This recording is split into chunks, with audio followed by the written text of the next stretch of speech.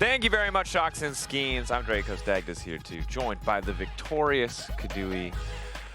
I want to talk about game 2 a little bit, but that's not the fun game. So let's start with the fun game. You guys win. You pull it out. Was something different in practice this week? What changed? It felt like you guys had such a clear goal, especially in that game 1, the Orianna Nocturne. What was different this week? I mean, I'm surprised as well because the practice was not going like this. We had like a lot of big problems. And I don't know why, but today it just felt like, for especially our jungler Skeens, he kind of like was really confident in himself and just in the team. Like, and I don't know where it comes from because from Skims it doesn't come for sure. So he just really felt himself today, and we just kind of always followed him. And yeah, I mean the Orianna Nocturne, we kind of just like, it's like game 1 draft. It's really obvious what's going to happen. We leave open Varus, then they take it. We take Orianna Nocturne and Sivir, and we knew it's like a really good draft, and we kind of already played it out in our head. So this one was really comfortable, and then the other 2 games were kind of freestyle. Was the Orianna Nocturne as a result of the confidence that Skeens was showing earlier in the day, or was this something you had prepared coming into game number 1? No, I mean, we had it prepared. Okay. The confidence, I don't know, it already was there in game 1. So the confidence it just appeared out of nowhere. I really liked it. Like, it felt really easy to play, and I would love if we have this every game, because I feel like with this confidence we can win against any team in our group, kinda. So is this the first time that you guys have really felt like you're coming out swinging, you 100% trust each other, you believe in each other? Was that kind of game 1?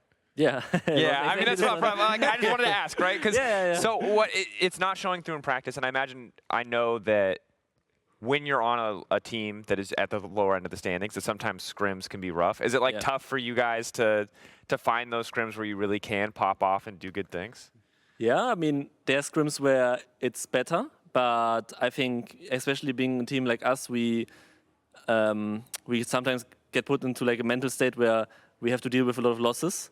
And I also had to deal with it at the start because I was not scrimming in LEC. For like 7 years I was scrimming EL team, and you usually always end up winning those scrims. And now you usually end up losing scrims in LEC.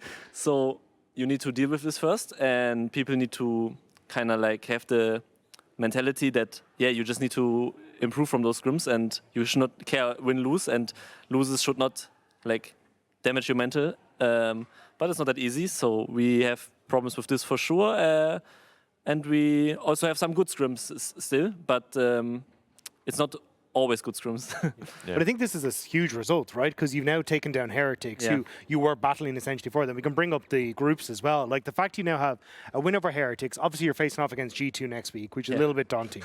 But you set yourselves up that kind of like 1 win in Lu now, because it basically means that if Heretics don't beat BDS next week, you guys now go into that I want to say cross function. It's the cross group decider.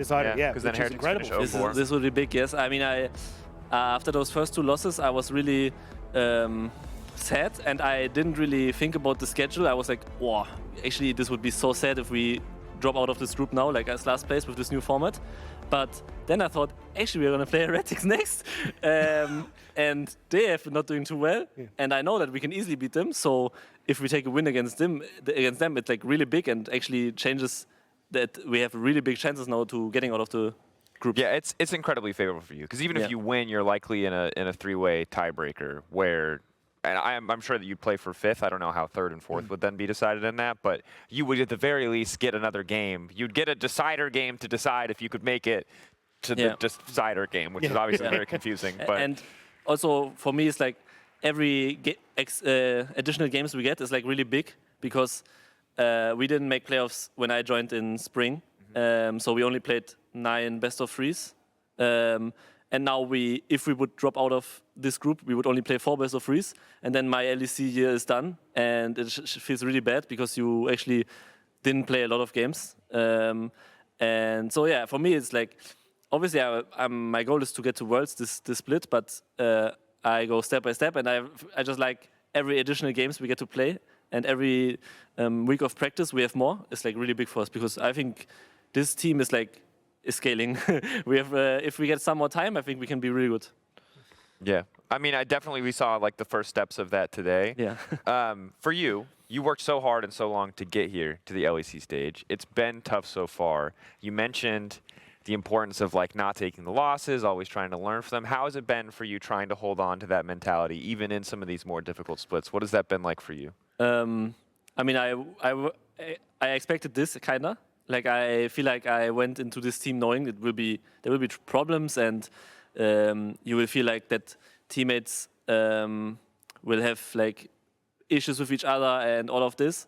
So I kind of like expected this, and then it's kind of easier to deal with it because you don't have a lot of expectations.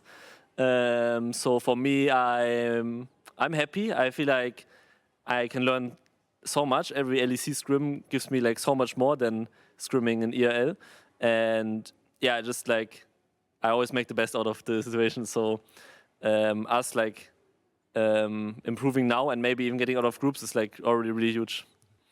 I want to get your take though, because you said a little bit earlier that you kind of knew that you could beat Heretics, and Heretics as a team has always kind of been the ones that managed to get in towards playoffs, even if they're on the lower end of that bracket.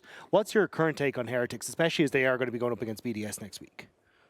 I think they have really big issues. I thought BDS also had really big issues when we played them, but we played really, really bad. Like those 2 games were really winnable. We lost. Yep.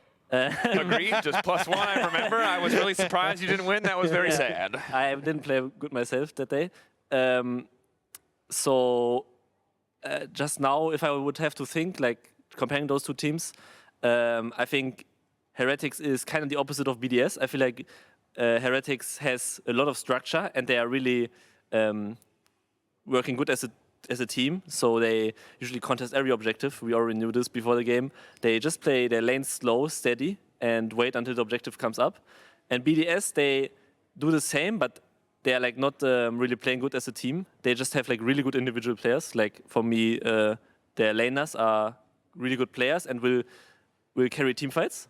And Heretics is the exact opposite, I think. They are not that good at clutching team fights. They will not like, with a bad setup, they will turn the fight around. And this is what's BDS' strength. So this is how I would compare both teams, and I think BDS is a better team than Heretics right now. Dang. Sets up well for you, because then Heretics is just out. You're going to play the Cross Crusaders. That's not bad. I think the other matchup we have to ask before we go tomorrow, it's the modern era El Clasico of G2 versus Fnatic. What are your thoughts on that one? Who do you think takes it?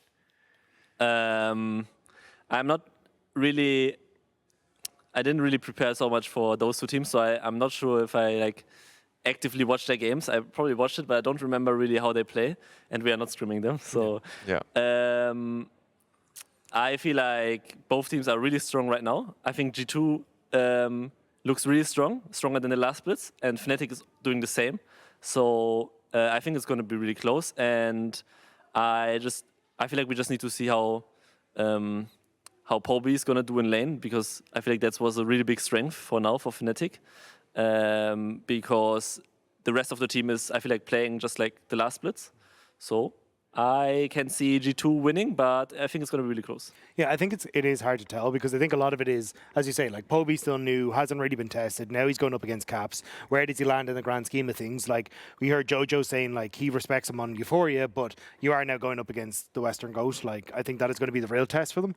And then also for Fnatic, how do you then incorporate him more into your play? Like we've kind of heard them speak behind the scenes about how good he can be at vocalizing what he needs in certain moments, but it's still going to be a lot. So I think this is really where we get to see what way Fnatic are going to make or break it. Like, will they break top 4, top 3, top 2, or will they kind of stay as the horse that, I mean, KC have started it out, MCOY started it out, so I think there's a lot there, yeah. A lot of things to be excited for. Kadui, congrats again on the win, man. Thank you. Big win. We'll see if you end up in this crazy tiebreaker scenario, depending on Team Heretics and BDS next week. And, of course, G2 versus Fnatic is tomorrow. So come back tomorrow, 5 p.m. Central European Summertime. We will be here for our first series. After that one, it's G2 Fnatic. We know that's the one you want to watch. Show up tomorrow, and until then, we'll see you later.